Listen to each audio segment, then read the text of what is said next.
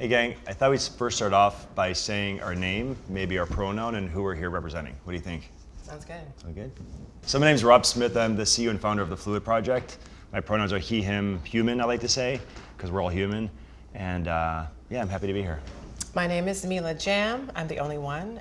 My pronouns are she, her, hers, and I'm a recording artivist and dancer. I like the artivist. That's a good one. I'm Alex Aiono. My pronouns are he, him, his, and you know I wrote the song that you know helped me envision this video to have us all here. I'm very grateful for all of you guys being here, and I'm very grateful to be here. My name is Kurt Osenlund. My pronouns are he, him. I'm editor, creative director, producer, former executive editor of Out magazine, and current guest editor of Playboy, among other things. Hi, I'm AT Furuya, and I use they, them pronouns, and I am here on behalf of GLSEN. Hi, I'm Sam Manzella. I'm an associate editor at Logo TV, and I am excited to be here. Thank you for having me. Oh, my pronouns are she, her. Hi, I'm Nick Pauly, and my pronouns are he, his, and him, and I'm a dancer and choreographer. Cool. Well, let's start with Alex first. Alex, I'm going to ask you a question. Yeah. The first is the music video for Her. You worked really hard, I know strategically, thoughtfully. You dug in deep to be focused on inclusivity. What was your thought process on that? Yeah, you know, I think we project a lot of what mainstream media kind of leads everybody into, which is the heteronormative lifestyle. And I think with that, we forget and we often overlook that gender is a spectrum, and that acceptance and inclusivity throughout that spectrum is super important. And it's super important to me. And while I wrote the song Her about a very personal experience in my heterosexual cisgender male life that I've lived, I want the video to leave the character that is her up to interpretation. You know, we have Mila Jam, who is our muse in the video, who is a very unapologetic, proud trans woman of color, and we have Nick, who is playing our seemingly cisgender male in the video, who is figuring out their gender identification. And I just want to leave the interpretation to that open so that all of my fans that I've built along the way, or any viewer that watches it, can relate. So something that I think is really important for allyship and what solidarity work looks like is, what do we do in the meantime? Like, we're not waiting for another traumatic event to happen. We're gonna be proactive now. So I love that you're doing this video, not in reaction to all these things, but to the fact that like you have people that are engaged in your artistry, and they're connecting with you, and you're bringing them into the conversation as well. And so I think about like stuff like practicing sharing your pronouns and doing your own investment as an ally or someone doing solidarity work with our community, and not just like jumping in to lead the way, but actually to do your own consulting, do your own research, and know when it's your time to be in the spotlight and when it's time to like lift others up into that too. So Alex, let's talk about casting. So what was your thought process in casting for the video Her? I think for me, most importantly, because I know I wanted to convey this message of acceptance. You know, we're in an important time, which is unlearning and relearning, and there's constant changes of how people identify, and I think it's so important for all of us as a society to continue that unlearning and relearning so that we can all have that respect, and everybody feels respected, and everybody feels seen and loved. And so when it came to casting, Why did you pick me? Well, that's separate. We picked you because you are absolutely fabulous. Thank you. But I think in terms of casting in general, if I'm going to tell a story, I want to really reach out to those who have the story to tell from their heart. You know, I wrote this song from my heart, and for this video, I want the video to be told from the heart of those who have lived it, who are currently living it, and are currently also with me in this journey to better society, and very much so normalize and bring that respect and acceptance and inclusivity in all aspects. And so that's why when it came to working with the Phluid Project and consulting with GLAD and reaching out to Nick and to Mila, that was so important to me. So Mila is, Mila, do you want to talk a little bit about yourself? Yeah, sure. I am a singer-songwriter, musician, actress, dancer, and human, and someone that lives life unapologetically and openly, because I think it's important to not only be inspired by the things around us, but to inspire as well. And I think that's what life is about. And I think creating safe spaces for authenticity is, the goal in life. And I think we're at a time in our existence in the world where we need to really have inclusivity and spaces for everyone. So I think the conversation should be like this. It should be diverse, and it should be open, and it should be about listening and taking something that you didn't, or getting something you didn't know about before. And I think that's what this project is really about. I think it's about sharing and shedding light and including and having some space for it to be discussed, and it's not always going to be roses and rainbows, and it's not always going to be perfect, but what it does do is it allows us to figure out where we move forward and how to approach the future, because we're dealing with it and we're not living in a world of like brushing things under the rug. I think that's really what it's about for me. Well said. So Alex, one thing I liked is when you reached out to the Phluid Project, which is, we're the Phluid Project, the world's first gender-free store. We're a space that is aligned with everything we're talking about, which is about inclusivity, acceptance, breaking the gender binary. It's about allowing yourself the freedom to find out who you are authentically. So it's very much aligned with what we're about here. So it's a great honor to work with you on this video. You did a great job looking at how to do it in a really authentic way. That way you stood back and you said, okay, let's do this in a way that really pulls in the community and gives people a voice, reflecting the community. So initially we started working with GLAD, and we pulled them in and said, listen, here's an idea for a video. They came back with some outstanding suggestions, and really getting to this point was a result of working with GLAD. And we pulled in and we made some tweaks to the narrative of the video and got to a really good place. I also find it really impressive whenever an ally speaks in the way that you just spoke, that sounds like you speak the language of the community, like it just comes out very effortlessly. And it's something that I think members of the community find come very natural. And it's almost, at certain points, surprising when an ally kind of taps into that same thing. Because for me, as a storyteller, I always feel like my number one job is to listen.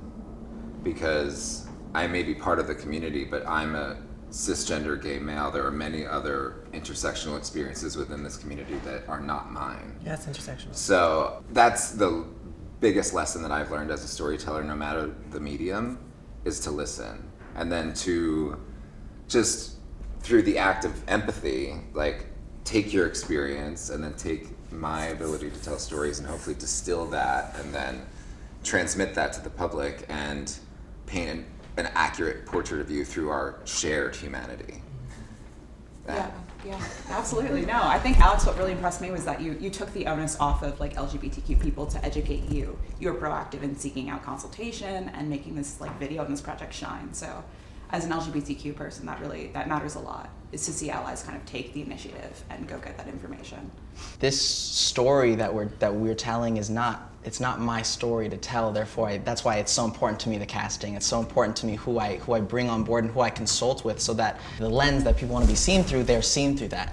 For me, at no point I want to feel like a teacher. I feel like I'm a student, and I want to continue learning and unlearning and relearning and continuing that process so that I can, be the best ally that I can be.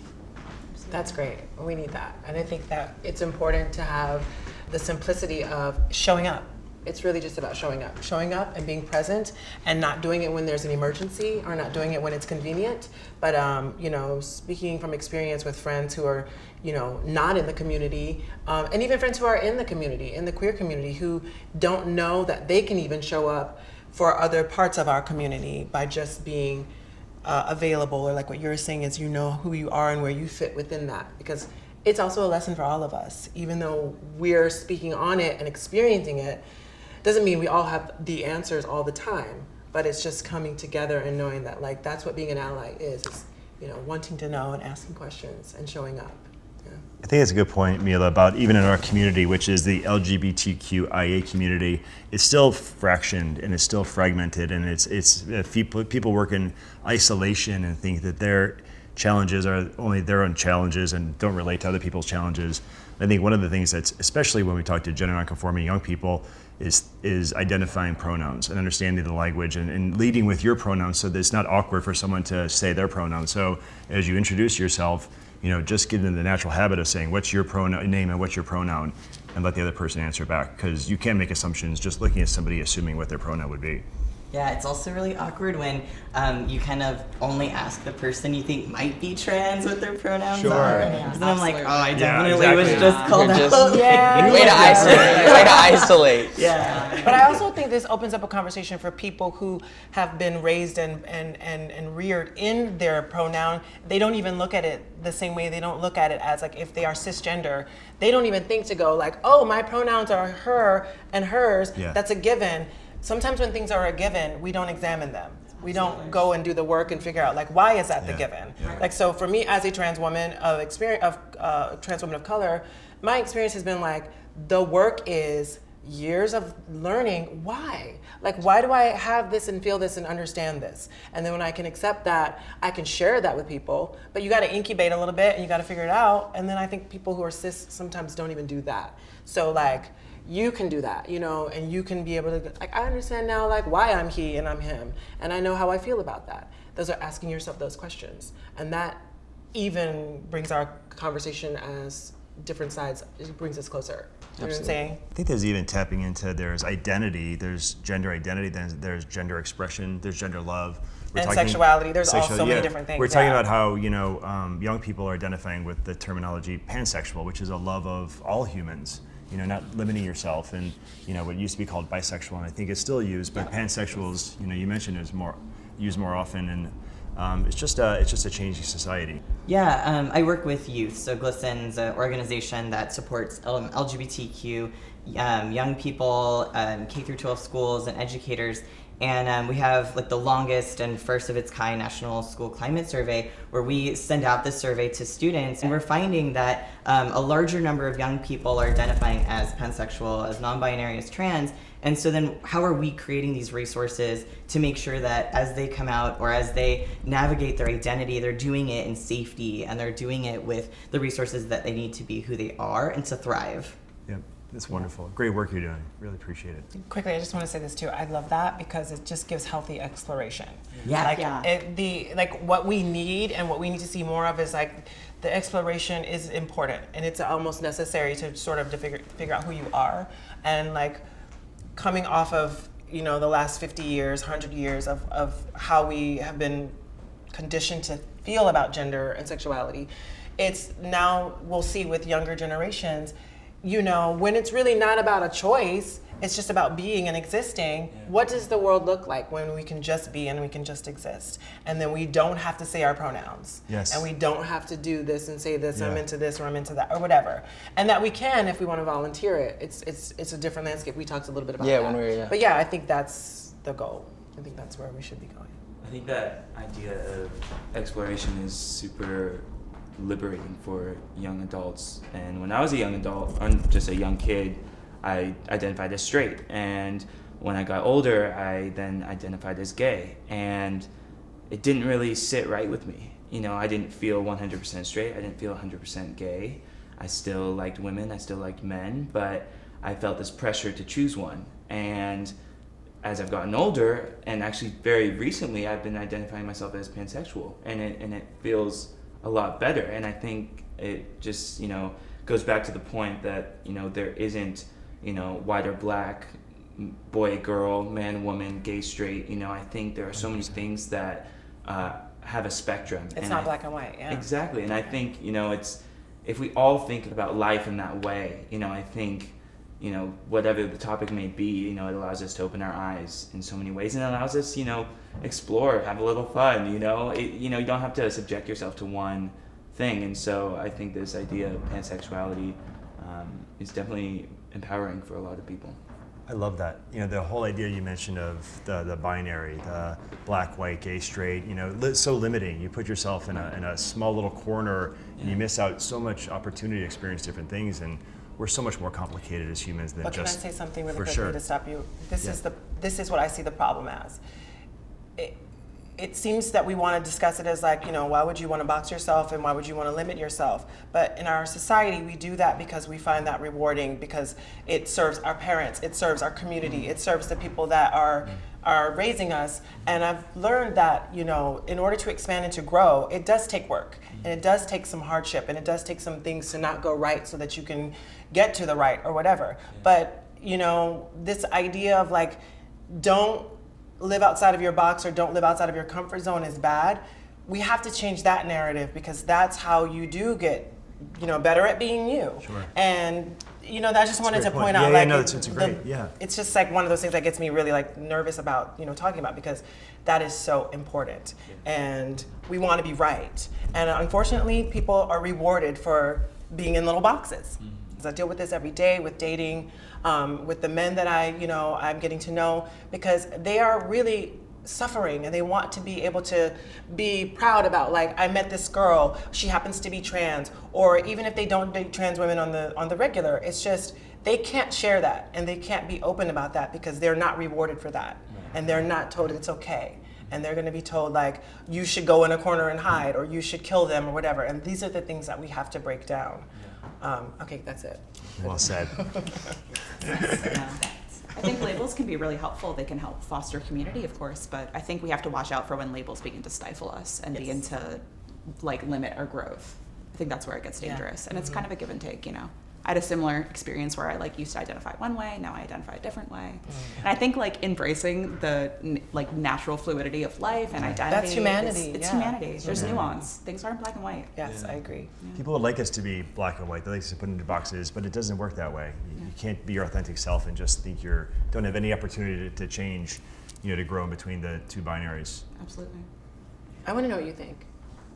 I think In terms of like, I don't even know what the question is. I'm just speaking out of, I'm just speaking out of like the spirit called to me to just speak. But like, how do you feel this is informing?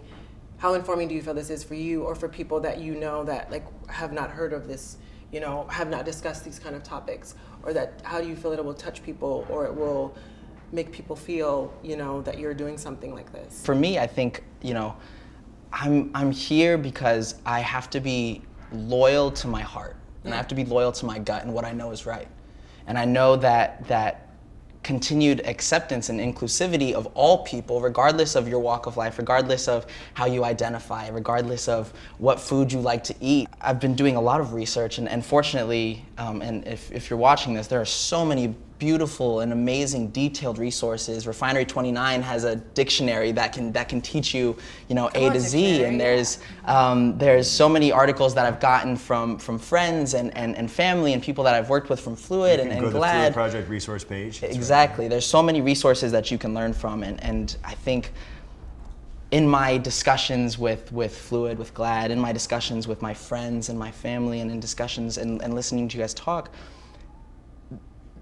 the hope that I have for the world is that, you know, exploring your gender identification and your expression and your sexuality should be no different than, you know, I recently stopped eating meat, and I just want to see what it's like, and I think that's who I am, that I don't eat meat anymore. And it should be that easy. It should be that simple, and it should be that easy to talk about, just as much as we talk about. But exactly, you know, I feel like, you know, like you said, Sam, labels are great so that people can see who you are. Yeah. But I think that labels should be more so a hi, my name is ... fill in the blank for yourself, more so than, hey, here's your list of labels that you can be and you can choose. It is tricky because I've had this question directed to me a lot. It's like, I'm a woman, but why are you calling yourself a trans woman if you're just a woman? Well, I do think that we get into specifics and we get into what it means to break it down and figure out, well, my experience is different. It has been different, but there are a lot of things that I share with, my experience in life every day with a cisgender woman. Being a woman that is not always seen as a trans woman, being, visible, and I'm visible by choice, so it's like I could live my life and not have to do that. But I feel like little Mila wanted to be big Mila, and I wanted to see that. And I feel like if I couldn't see that growing up, then what would any other kid feel like if they didn't have that? It's brilliant. So like I idolized, to my knowledge, I idolized a bunch of cisgender women, that made me feel like, oh my God, this is so amazing and so beautiful. And I always wanted to have my own Mila jam. So here I am, and that's what I love. That's what I feel like we have to pay forward and what we have to do. You're Mila jamming. I'm Mila jamming. Mila jamming. Mila, talk about what you do. What I do is I'm a creator and I'm an artist who speaks on things that have purpose. And, I love at the core, I love music. I love pop music, I love R&B music, soul music, dance music, and I love to perform. And I'm an entertainer, but beyond entertaining, I want to see the world open its heart and open its arms to the possibilities of like a beautiful utopia. That's the goal. How we get there is still like lots of work. It doesn't happen tomorrow, but we can still live in that projection. And instead of living in a dark projection where I was like closed off and feeling like I don't want to be, me because people are going to say this about me and they're going to judge me. And then I'm not going to get to go to this game or this concert and my friends are not going to go out to eat with me to get pizza. Those little things matter. And those little things have affected every kid that is LGBTQIA. And the reality is that there are more of us than there aren't. The statistics want to be like, there's only 10% that's this or that. Some people don't ever even figure it out until they're 50 plus. Like, expand. And that that small number of people don't matter. Like their safety isn't right. important. Like hello. No, it is. Yeah. It's very important. And we know through our National School Climate Survey that 83% of transgender students are being harassed and bullied. So we think about what resources and tools we're giving them to think beyond their I'm in a really bad place right now. Where's my hope and where's my inspiration? What are my tools to kind of take me out of this moment and put me in a where's my escape? Where's my that's healthy and that's gonna help. It affects them. your health. It affects And I'm seeing people visible. I know there's a future for me. Yeah. They're seeing an artist. They're seeing people that are creating a space that is safer for them to grow and thrive. And this is where we as people are saying it's not just to normalize. It's to celebrate. Too. Hello. Yeah. Hey, yes. Absolutely. I love that the conversation keeps coming back to this idea of unlearning and relearning and being teachable and being open-minded, because for me, that sort of gray area that we're talking about comes very naturally. Just if the idea if someone wants to be called they them or whatever, it's okay, But the fact is, we do live in a society right now that we were talking. Someone mentioned about proactive versus reactive. We live in such a reactionary society that's very divided. That's very sort of not teachable.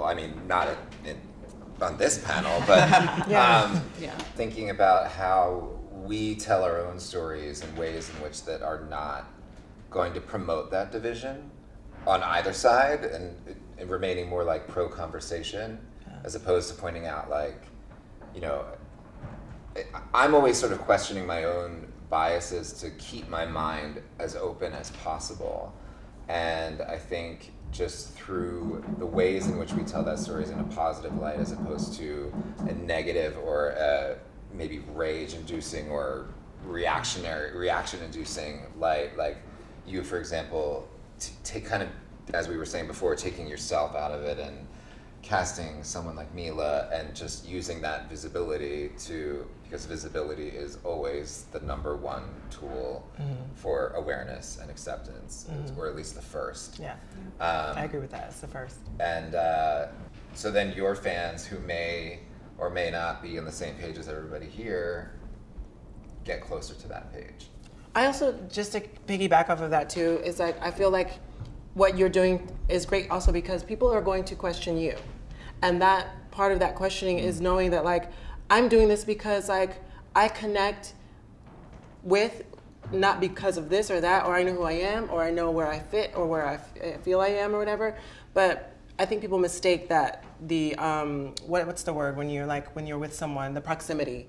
They always, we always assume that the proximity is the same, just because I hang out with you, that it's like this or that. We always do those assumptions. Yeah, absolutely. And like we're learning that it's not always that way. And like people are really gagged when they figure out like, oh, I thought he was gay. Oh no, he's not gay. Or I thought they were trans. Oh no, she's not trans. I have a lot of cisgender female friends who have been recently asked by the guys that they're dating, are you trans? Like because they're freaking out because they're like, how does this affect me? So if you know that trans women exist, you can deal with how it affects you. If you're not okay with it or comfortable with that for whatever reasons, that's your business. But it doesn't mean you have to attack someone. You don't have to react in a negative way. You can be like, oh, she's trans, I didn't know that. Okay, cool. It was nice to meet you, whatever. And like that's how we learn to navigate with each other. So you standing strong in who you are and learning all of that, that's that's something you can give to like your fans. It's like, this is about like sharing and spreading love and like shedding light and like whatever. Absolutely. I mean, it's I something feel like that I just spoke for you. Sorry. No. I mean, and you said it, better than I could ever. But like, even like we had talked about, we were sitting over there getting our hair done, and we talked about how lucky we are that we're in these big cities, Los Angeles and New York City, that are already a lot more educated and cultured, and we're very much so the and they higher still have percentage. Their pitfalls, but yes. Exactly, but it also is mind-opening when we see things like,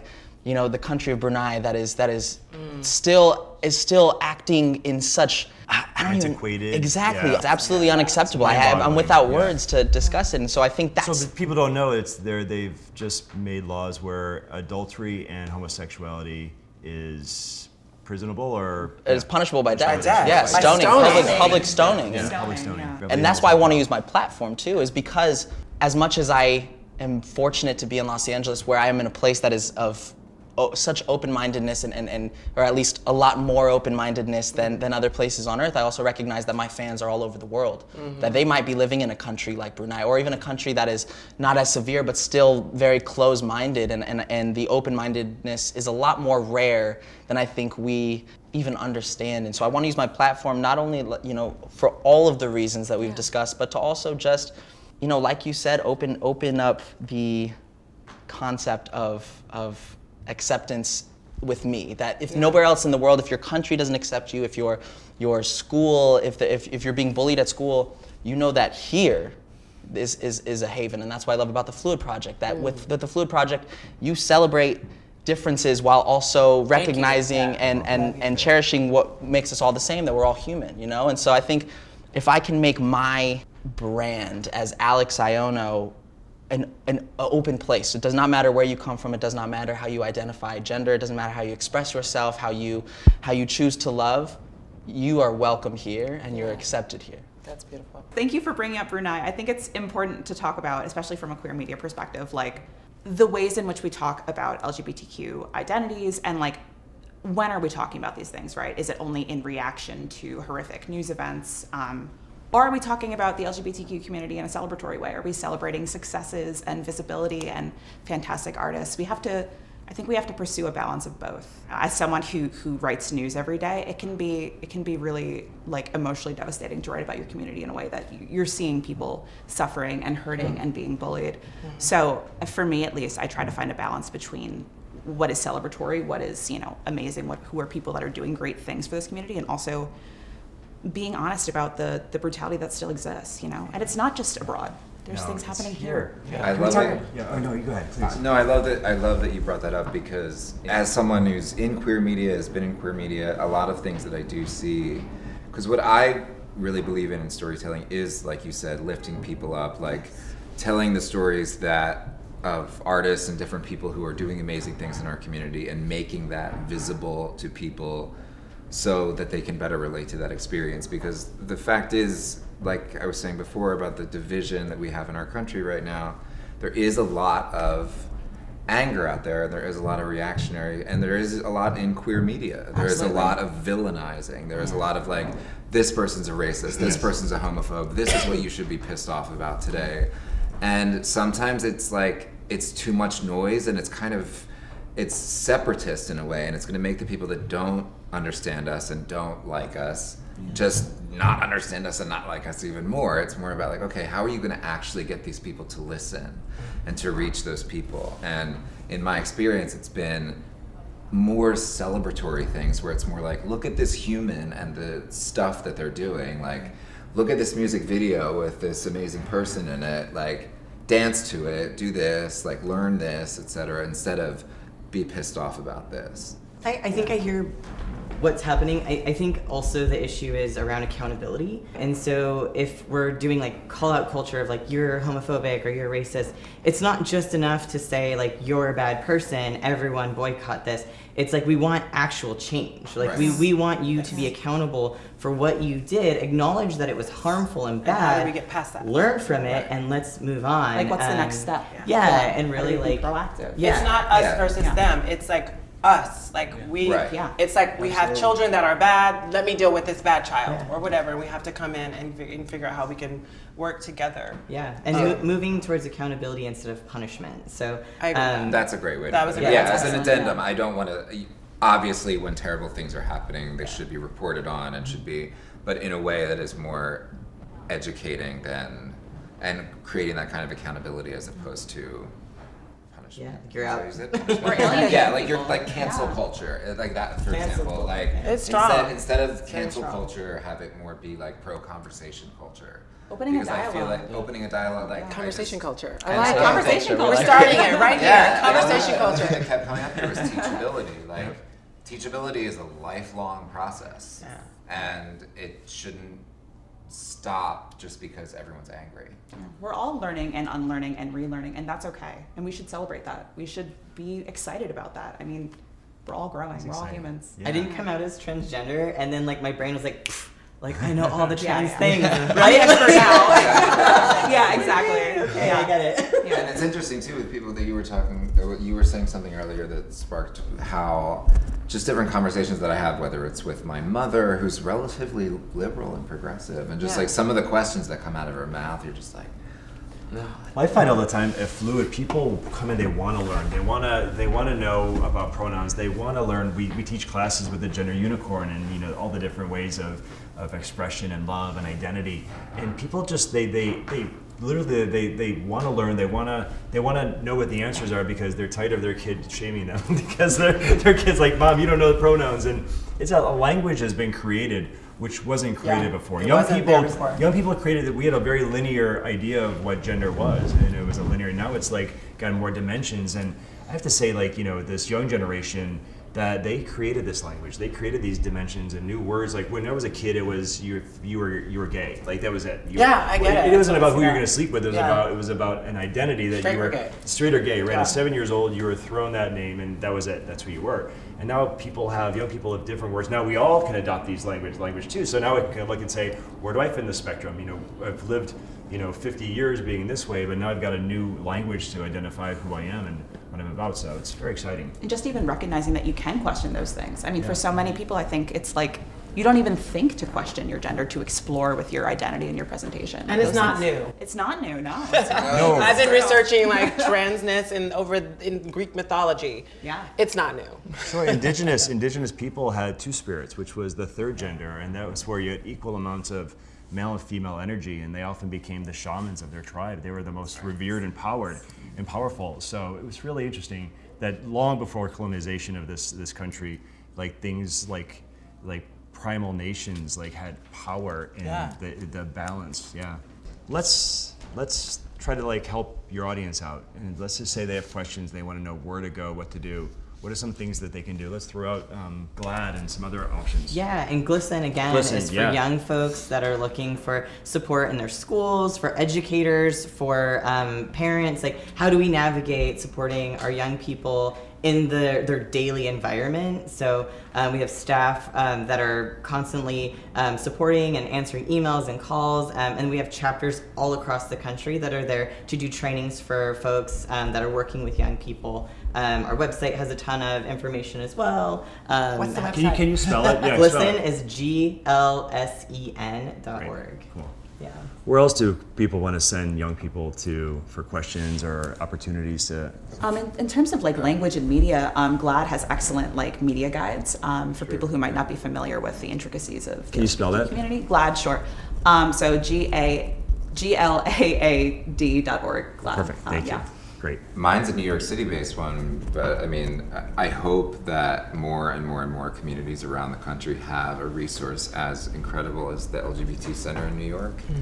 Because I just was sort of overwhelmed when I went in there and just saw how many resources were available to people, whether you are struggling with your identity or whether you are having trouble with any sort of health issue or mental health or addiction or anything, and it's at low to no cost, and all of these like, and I think they even now house, and I might be getting this wrong, but they now house, I think, the oldest LGBTQ bookstore within their space. It's true. Yeah. And I just love that place, and I feel very privileged to live in a city where I or anyone else like who identifies however they identify has that resource. And I always feel privileged that I live in New York City that has a place like that, but I do hope that more and more cities and towns and places across the country and the world have a resource like And that to I'd go like to. to say- And GLSEN sounds similar. Yeah, absolutely. I'd also like to say, like, I think reading is really important. Someone has asked me in the past, like, how did you know you were trans, or what would you tell someone who's just figuring these things out? Like, I always say, like, I spent many days before, like, I just read. I say go to a bookstore if you can. I mean, the internet has lots of information. Some of it is questionable. But I would just say, like, read the stories, read queer stories, read LGBTQ stories about our experiences. And you can sort of gather, like, that sounds like something I'm going through, or that sounds like something that I match with. And then when I personally saw it in front of me and I was actually able to witness it, it all just like, I was like, oh my God, I know who I am. Like, And that's I know. why visibility and inclusion and representation matter so much. It's because like young people like you and like me and like so many others seeing themselves represented just can spark those, get those like synapses firing, being like, oh, that's something that resonates with me. Exactly. And just listen. I mean, I think that's the thing, is that especially for older generations who find it so difficult to wrap their head around a concept like them or whatever, it's just really just sort of open your mind up a little bit and just listen, and or young people who are learning about themselves to listen, because in my experience, like I was saying before, having, taking myself out of it and listening to someone else's experience and then connecting with them on just a human, empathetic, universal level, what you do discover is that these specificities that sort of break down all of our labels and identities and all this, the specific does have a universality to it. Like, specific becomes universal. Like, we all have these little like feelings each day. We all have these little different things each day, even though we all are different. Listen with GLSEN. You're just tagline. You're all taglines today. You got all the taglines. I'm going to make one plug though for Phluid, the Phluid Project, because this is a place you can come, whether you're in New York City, like the center, or you're anywhere around the world. You go to our website, but it's a place that's not exclusionary. We're not against anyone. We're for everyone. We're a place that finds that there's a lot more we have in common and more similar than we do differently. And it's a place of community and activism, and a place that really encourages people to be their authentic selves. So it's more than just a shopping environment. It's about pulling people in and sharing and expressing. And you don't have to ideas. sign up or do any emailing. You can just Completely go. free. Yeah, you Yes. just walk in and you're like, No I'm spam. here, and it's so great. Thank you. I know. I was gonna say, we were talking about resources. I was like, we Yeah, can't exactly. talk about all Yeah. these resources and not discuss Category Phluid resource Project. right here. Yeah. So let's just kind of close it up then, Alex, and say thank you first of all. And you pulled us together and had this conversation. So thank you for making this happen. Oh, of course. I think whether I don't know where this falls, if you're watching the music video and then you watch this, or this comes before the music video, my biggest thing is I want you to feel, whether you go back to her, whether you go back to him, whether you go back to them, I want you to feel that if you don't feel accepted, or if you don't feel that inclusivity anywhere else in your home, at school, at work, or in your country, in your city, that this is a place that you can come. The Phluid Project, that GLAD, that GLSEN, these are all places where not only you can come to for safety and acceptance and inclusivity, but also to relate. I know that there's a lot of, and we've discussed it, there's a lot of children and all the way up, like you said, until older, adults that are still feeling that exploration, that might feel like they're alone. Even some days I'll wake up and I'll be like, man, I feel like nobody is going through what I'm going through. And in that same voice, there are so many people who feel like they are dealing with exploring their gender identification, their gender expression, and their sexuality. And I want to make sure that if nowhere else, this is a place that you can feel accepted, that you can relate, that you can feel that inclusivity. Yep. Thank you. If you want to go to GLSEN, it's GLSEN.org. Sure. and GLAD. GLAD is GLAAD.org. And of course, the Phluid Project, which is the Phluid, PHLUID, PH represents balance, and project. So thefluidproject.com. I didn't know that. I didn't know You that. didn't know I love Yeah. It's like the secret. I was like, It's a why is it secret, PH? It yeah. should just be different. I thought It's different. All those things are branding.